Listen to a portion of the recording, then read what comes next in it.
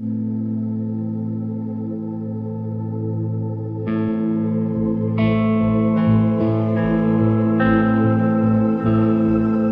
किसी को 2-3 हफ्ते से ज़्यादा खांसी चल रही है, खांसी के साथ साथ हल्का बुखार बना रहता है और उस पेशेंट का वज़न भी कम हो गया है, तो इसको कभी भी नज़रअंदाज नहीं करना चाहिए, क्योंकि ये टीबी की बीमारी भी हो सकती है। टीबी एक बैक्टीरिया की वजह से होने वाली बीमारी है। टीबी फैलाने वाले बैक्टीरिया हमारे लंग्स के अंदर चले जाते हैं, तो उसकी वजह से उस पेशेंट में टीबी के लक्षण आने लगते हैं और ये टीबी की बीमारी खांसने या छींकने की वजह से भी फैल सकती है। टीबी सिर्फ लंग्स में इन्फेक्शन होने की वजह से ही होता है, ऐसा कुछ भी नहीं है। टीबी बोन के अंदर इन्फेक्शन होने की वजह से बोन का टीबी भी हो सकता है, और अगर हमारे ब्रेन के अंदर जो मेनिंजेस होते हैं, मेनिंजेस के अंदर अगर इस तरह के टीबी के बैक्टीरिया चले जाए तो उसकी वजह से उस पेशेंट में टीबी मेनिंजाइटिस भी हो सकता है। तो टीबी अलग अलग तरह का होता है, तो यहाँ पे हम स्पेसिफिकली बात कर रहे हैं जो लंग्स में टीबी होता है उसके बारे में। तो इस लंग्स में होने वाले टीबी की वजह से उस पेशेंट में लगातार खांसी आती है, हल्का बुखार बना रहता है और उस पेशेंट का वजन कम हो जाता है। अगर हम टीबी के डायग्नोसिस के बारे में बात करें तो टीबी को डायग्नोस करने के लिए हम उस पेशेंट में बलगम की जांच कर सकते हैं। इसके साथ साथ उस पेशेंट का चेस्ट एक्सरे भी करा सकते हैं।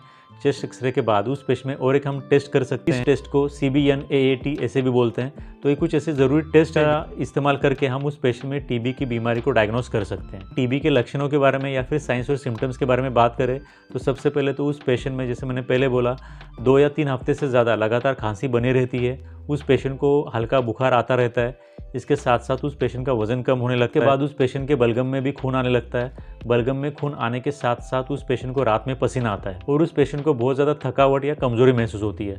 तो ये कुछ ऐसे साइंस और सिम्टम्स है जो कि हम उस टीबी के पेशेंट में देख सकते हैं। अगर हम टीबी के इलाज के या फिर ट्रीटमेंट के बारे में बात करें तो टीबी को ठीक करना पूरी तरह से पॉसिबल होता है। टीबी को आसानी से ठीक किया जा सकता है, लेकिन इसके लिए 6 महीने या 6 महीने से भी ज़्यादा लंबे समय तक उस पेशेंट को लगातार मेडिसिन लेनी पड़ती है। रेगुलरली लंबे समय तक मेडिसिन लेना उस पेशेंट को टीबी से पूरी तरह से ठीक कर सकता है, लेकिन इसके लिए सही समय पर मेडिसिन लेना, बिना चूके लंबे समय तक कंसिस्टेंटली मेडिसिन लेते रहना, ये चीज़ काफ़ी ज़्यादा ज़रूरी होती है। अगर हम होम रेमेडीज़ के बारे में बात करें या फिर इसमें क्या करना चाहिए उस पेशेंट को, इसके बारे में बात करें तो यहाँ पर टीबी के पेशेंट को घर में ही अच्छा पौष्टिक खाना खाना चाहिए। तो ऐसे कह सकते हैं कि ओवरऑल एक बैलेंस डाइट उस पेशेंट को मिलनी चाहिए। बैलेंस डाइट के साथ साथ आराम करना, पानी ज़्यादा पीना, ये भी चीज़ें काफ़ी ज़्यादा ज़रूरी होती है।